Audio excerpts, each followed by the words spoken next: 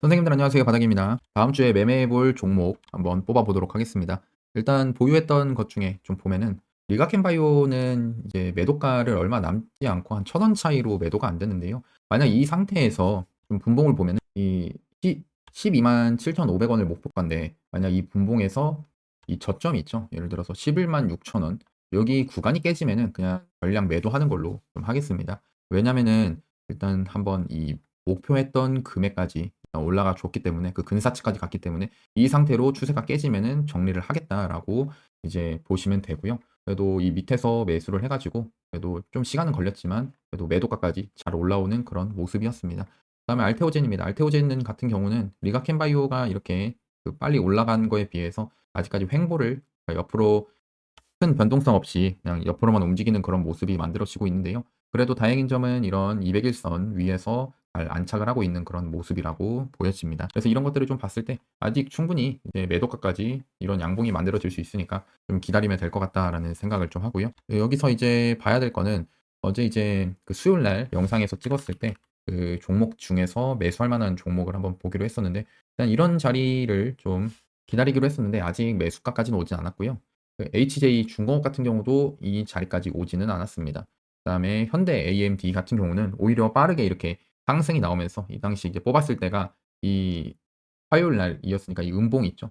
이 양봉 나오기 전에 뽑아서 여기까지 떨어지면 매수해 보겠다라고 했는데 결국 떨어지지 않았고 바로 올라가 버렸고요. 그다음에 엑스게이트 같은 경우는 최근에 미국의 양자 컴퓨터 관련된 이슈로 해가지고 상승했던 그런 종목인데 이 양자 컴퓨터 쪽으로 미국 이 주식도 큰 폭의 하락이 좀 있었거든요. 그런 이 엔비디아에서 양자 컴퓨터에 대해서 실효성이 없다 뭐 이런 식으로 이야기를 좀 했었고 그러다 보니까 이렇게 이 당시에 이제 매수가 됐는데 바로 그 목요일 날 대파락을 하면서 결국에는 시작을 했었고 만약 이 상태에서 매수가 됐을 건데 만약 이렇게 시장가 그러니까 시초가가 이렇게 떨어졌으면 결국에는 좀 손실은 불가피했다. 결국에는 이제 손실 처리, 손절 처리를 좀 할 수밖에 없었다라고 보시면 될 것 같고요.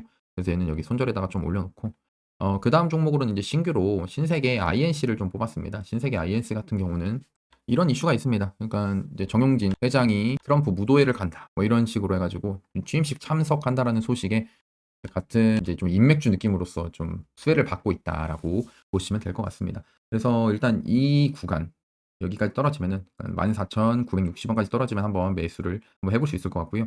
예를 들어 이렇게 떨어졌을 때 이렇게 떨어지면은 21선 이렇게 올라옵니다.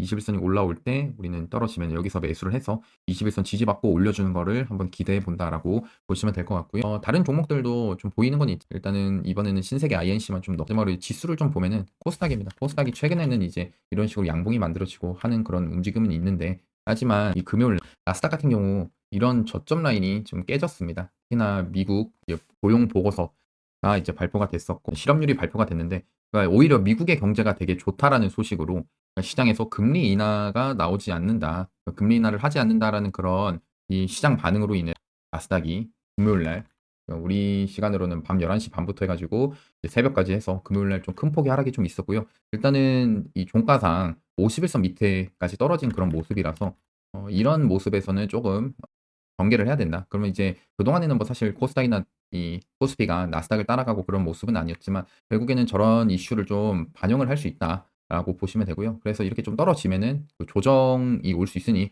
그 조정 구간에서 매수를 해보자라는 게 이제 제 생각이고 뭐 코스피도 최근에는 상승했지만 아까 얘기했던 것처럼 좀 하락이 나올 수 있다라고 보고요. 그럴 때 이런 종목들을 떨어지면 매수를 해서 올라가면은 정리를 하는 식으로 보셔도 된다라는 겁니다. 그게 이번 주 이제 돌아오는 주의 전략이라고 생각하시면 될 것 같습니다. 그러면은 오늘 영상은 이렇게 마치도록 하겠습니다. 감사합니다. 영상이 도움이 되셨다면은 구독하고 좋아요, 알람 설정까지 누르시면 감사하겠습니다.